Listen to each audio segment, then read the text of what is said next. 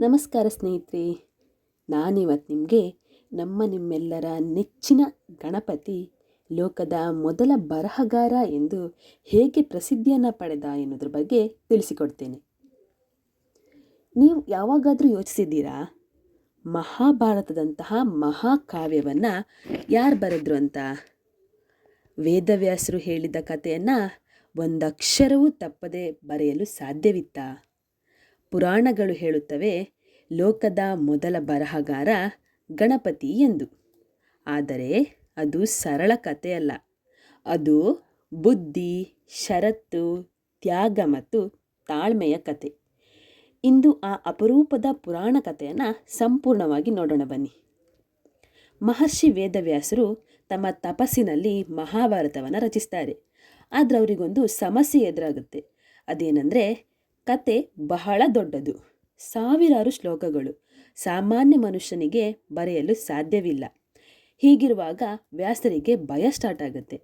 ನನ್ನ ಮನಸ್ಸಿನಲ್ಲಿರುವ ಈ ಜ್ಞಾನ ಕಾಗದಕ್ಕೆ ಬರದೆ ಹೋದರೆ ಲೋಕಕ್ಕೆ ಕಳೆದೇ ಹೋಗುತ್ತೆ ಅಂತ. ಆಗ ದೇವತೆಗಳು ಒಂದು ಸಲಹೆ ನೀಡ್ತಾರೆ. ಈ ಕಾರ್ಯಕ್ಕೆ ಒಬ್ಬನೇ ಯೋಗ್ಯ, ಆತನೇ ನಮ್ಮ ಗಣಪತಿ ಎಂದು. ವ್ಯಾಸರು ಗಣಪತಿಯನ್ನು ಪ್ರಾರ್ಥಿಸ್ತಾರೆ. ಗಣಪತಿ ಒಪ್ತಾನೆ, ಆದರೆ ಒಂದು ಷರತ್ತನ್ನು ಹಾಕ್ತಾನೆ. ಏನಂದರೆ, ನಾನು ಬರೆಯುವಾಗ ನೀವು ಒಂದು ಕ್ಷಣ ಕೂಡ ನಿಲ್ಲಬಾರ್ದು ಅಂತ.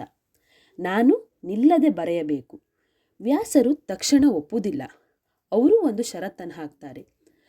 ನಾನು ಹೇಳುವ ಪ್ರತಿಯೊಂದು ಶ್ಲೋಕವನ್ನು ನೀನು ಪೂರ್ಣ ಅರ್ಥ ಮಾಡಿಕೊಂಡ ನಂತರವೇ ಬರೆಯಬೇಕು ಅಂತ.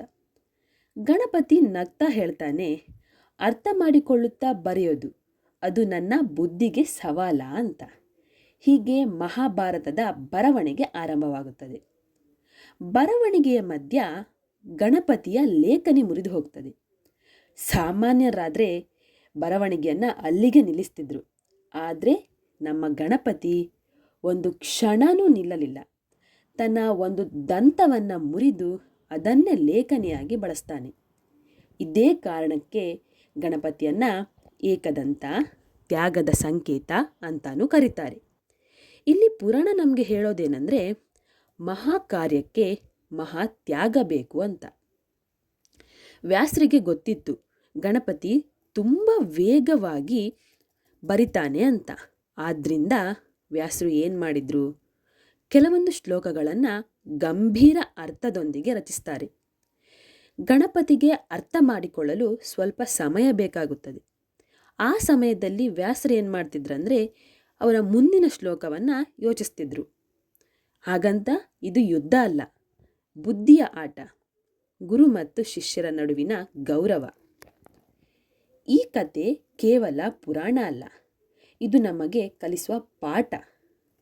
ಏನಂದರೆ, ಗಣಪತಿ ಅಂದರೆ ಬುದ್ಧಿ ಮತ್ತು ಶಿಸ್ತು, ವ್ಯಾಸರಂದರೆ ಜ್ಞಾನ ಮತ್ತು ತಾಳ್ಮೆ, ಬರವಣಿಗೆ ಅಂದರೆ ಧ್ಯಾನ, ದಂತ ಅಂತ ಹೇಳಿದರೆ ತ್ಯಾಗ ಅಂತ.